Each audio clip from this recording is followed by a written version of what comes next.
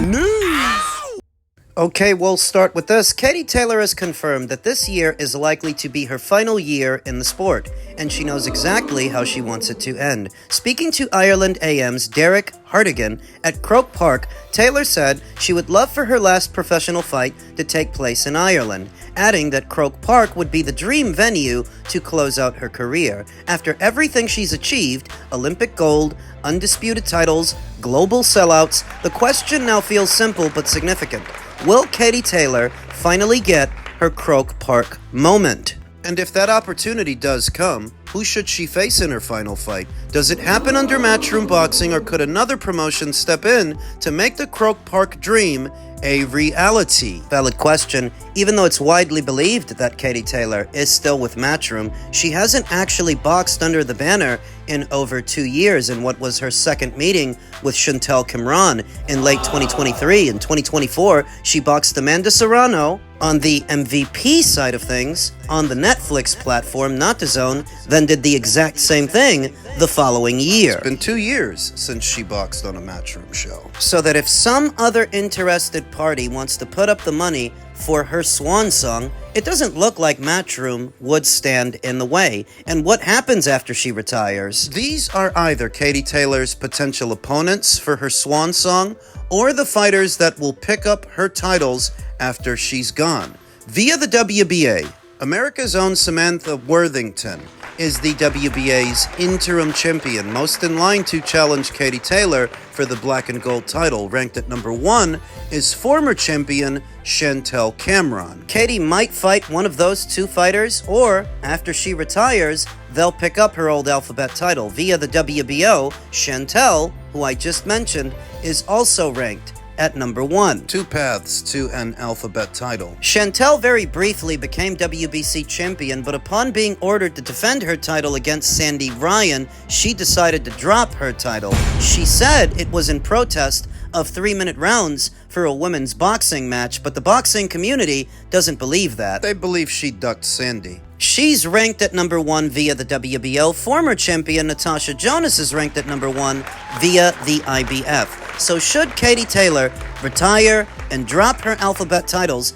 these are the fighters most in line to pick them up. Katie Taylor, knowing that her next fight could be her final fight, I don't think there's going to be that much emphasis on fighting mandatories and whoever's next in line. Not if that's going to be her last fight and she's going to end up dropping the belts anyway. Happening in the background of Katie Taylor's potential retirement is the long-standing feud between boxing fans, the ones who rate Katie Taylor at number 1, and the ones who think that Clarissa should be ranked at number 1.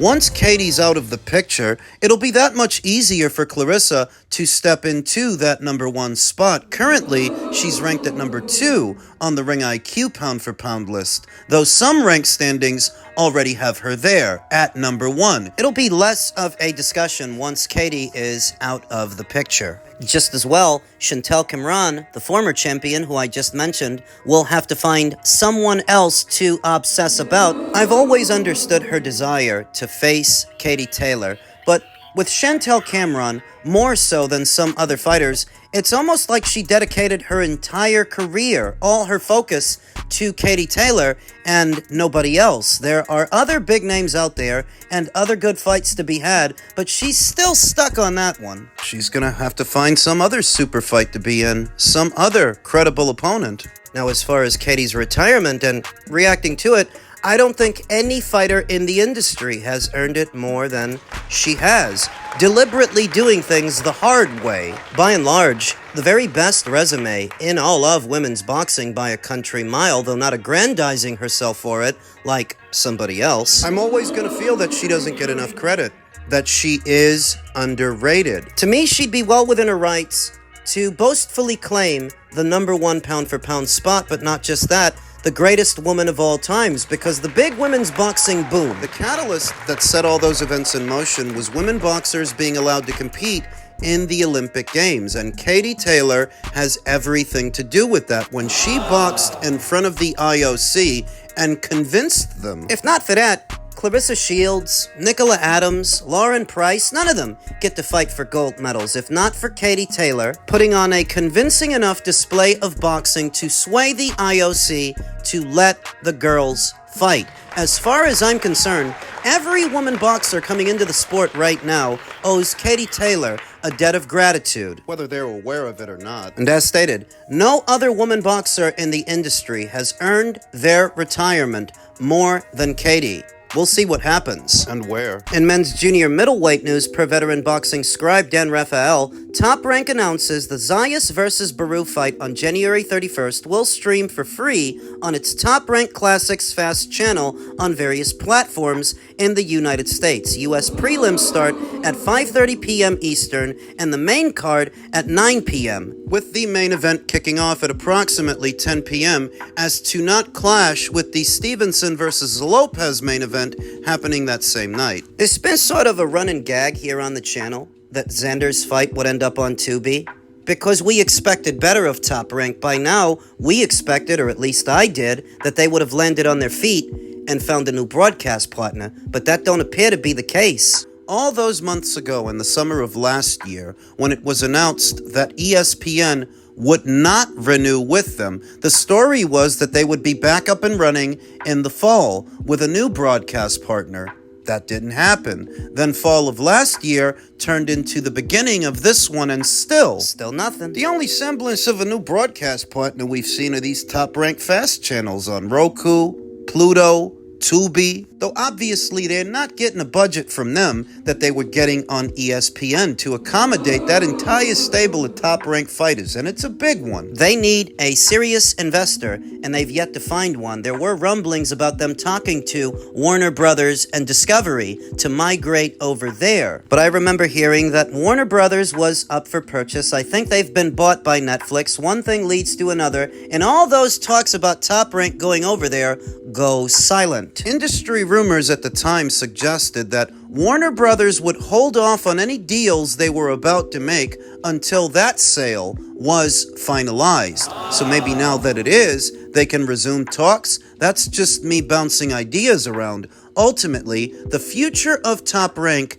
is uncertain, because without a broadcast partner to give them a budget, they're basically Lou DiBella. They're basically a booking agent, a middleman that rents out the fighters they have contracts with. Renting out Bruce Carrington to a Turkey LL Chic show, Emiliano Vargas to a Matchroom show. You've got Xander Zayas boxing on Tubi. A thing unheard of. You know that Xander is a fighter that they are heavily invested in. You know, they've got a lot riding on this kid. So for him to end up on a platform like Tubi, it accents the trouble Top Rank is facing, their current struggles. Where did it all go wrong, and why don't American broadcasters want to invest in the sport? When you're talking about Top Rank's situation, it's not akin to what you see with the PBC and the trouble that they got themselves in, because Top Rank didn't inundate the market with pay-per-view after pay-per-view, shrinking the size of their core audience. They actually did the opposite. They worked hard to keep fights off of pay-per-view. So why did they end up in the exact same situation as the PBC? 2 words: market instability. Boxing as an industry is an unstable one. There are so many moving parts and competing interests, it's hard to turn over a profit. It's hard for almost everybody, anybody, Top Rank included. It's hard to muster up the kind of metrics that make for a sustainable partnership with a broadcaster when the industry is so fragmented. These fighters fight over here, and those fighters fight over there, and the audience might want to see those two promotions as fighters fight each other, but it doesn't happen, or it doesn't happen often enough. It's a lot of problems. it's a lot of shit. To where, when you look at Top Rank's current predicament, you can't isolate it to any one thing or something they did. No. Some bad move. They were responsible with their budget. They didn't blow through it trying to satisfy the financial demands of self-entitled fighters, and they didn't inundate the market with box office fights that shrunk their audience. They did the opposite, but they ended up in the exact same position as the PBC, and market instability within the industry has a lot to do with it. The boxing landscape, as it were, may look very different by year's end. As Omar's amendment is approved and TKO's Ali Act bill passes committee with 30 yeas and 4 nays. happening parallel to Top Rank's current predicament is TKO's entry into the boxing space. Luke Thomas said, "I'm going to go live on my Substack when I get home. A lot to react to from today. If you haven't already made peace with the very likely reality that boxing as you've traditionally understood it is going to change, it might be time to start." The Zuffa Boxing venture that is getting up and running this month. Talk a little bit more about how far along that is and whether you think it will be a viable competitor to some of the other straight boxing promotions. I don't want to say we'll be a viable competitor. We're going to blow them all out of the water is what we're going to do. We're in a good spot with that. You know, that launches the 23rd. It'll be the day before the UFC fight. That will also be on Paramount Plus.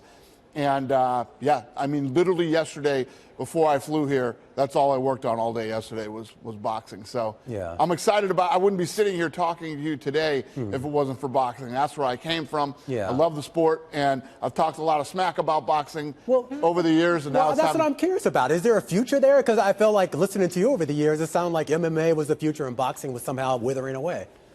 It was, and it is, and now I'm going to fix it.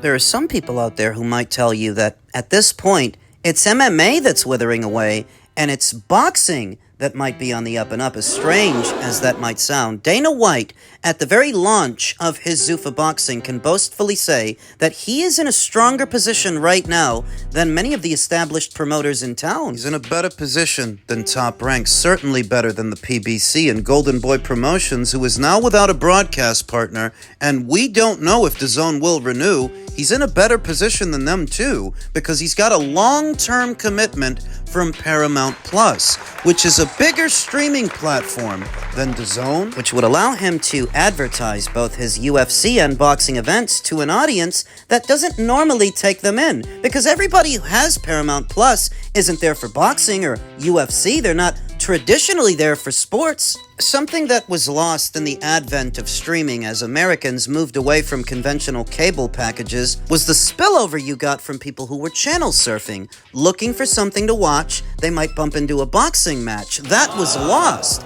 as more and more Americans started cutting the cord and subscribing to only what they want to see. It made practically every audience a niche audience. It all became fragmented and compartmentalized. The disadvantage of a DAZN is that it can only advertise its content to the subscribers it already has, but it can't reach a new audience. That is an advantage that Dana will have at Paramount that they don't have on DAZN.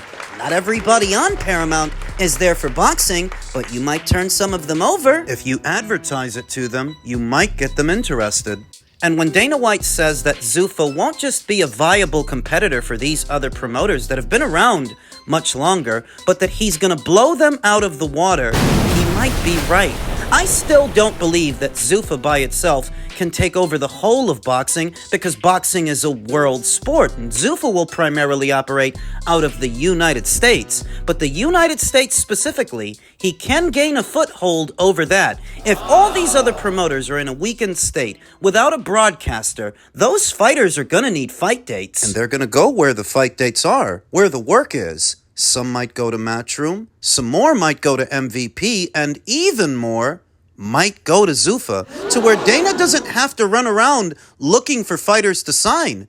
They'll find him. Strengthening Zuffa's stable and their foothold in the United States, in this boxing space. I don't think they can take the whole of it over, but maybe in America. If they're the only ones with TV money, everybody's going to fall in line with where the TV money is, sanctioning bodies included. Luke Thomas's ominous warning about major changes to boxing as we know it, at least in this country, he's not off base. Yet another major change that could be coming to boxing that needs to get talked about per veteran boxing scribe Lance Pugmire. In the marked-up House bill of the revised Ali Act, it stipulates sanctioning bodies reward just one belt per division, with only extenuating circumstances allowing for the distribution of an interim title. A big change, if passed, as expected. How long have we been complaining about this? Too many titles in circulation and too many versions of those titles. The WBA alone could have upwards of 3 to 4 different versions of their title in circulation at one weight. WBC's the same way. The full title, the interim, the silver. You will recall that a couple of years ago they came out with a 4th designation, a franchise designation that has since been phased out, but you see what I'm talking about. For the longest time, these sanctioning bodies have been allowed to run wild, unchecked, because boxing faded into the background of the sporting consciousness. It used to be a mainstream sport that got a lot of attention, but as that attention waned, so did regulation. There was no oversight and no one to keep these alphabet organizations in check. So they get to producing their own assembly line of alphabet titles, different versions of the same title at the same weight, to siphon that much more money from that many more fighters. To the extent that they were watering down the sport and watering down what it means to be a champion in the sport of boxing. It's becoming way too easy since you have so many different titles in circulation. Hopefully, this ends now, because it's done more damage to the sport of boxing than good. It's too confusing for a casual observer to try to make out who's the man to beat at a given weight when there are so many guys running around with different belts from different organizations, and some organizations that have different versions of the same belt. You shouldn't need to be an expert on a sport to understand how it works. For the casual observer, who might have a mild interest in the sport of boxing, this would all be too confusing and more trouble than it's worth to try and understand. That doesn't help the sport's profile. The fuck are you supposed to grow it when you're confusing everybody? These sanctioning bodies would have done this for no other reason than to line their pockets with more of the fighters' money. The sanctioning bodies themselves don't put no money in the sport of boxing. They rely on the fighters' money, and the fighters' money comes from the promoter. The promoter gets that money from the broadcaster. But with so many broadcasters withdrawing from the sport of boxing, these alphabet organizations are now facing hard times ahead. In the United States, they're really down to just 2. DAZN as a platform, and Paramount Plus with Zuffa Boxing. The other day, I heard Mauricio Suleiman say about Zuffa that they're the minor leagues. Better watch his mouth. Very soon, he may not have the PBC, Toprank, or even Golden Boys fights to fall back on for those hefty sanctioning fees he loves so much. Since Zuffa right now, Paramount is the only other broadcaster besides DAZN pouring money into the sport of boxing in this country. By year's end, Dana White could have Mauricio and the rest of them wrapped around his little finger, eating out of the palm of his hand, since there are only so many broadcasters putting money into boxing right now. As stated, Luke Thomas's ominous warning about major changes to the sport of boxing as we know it, he is not off base.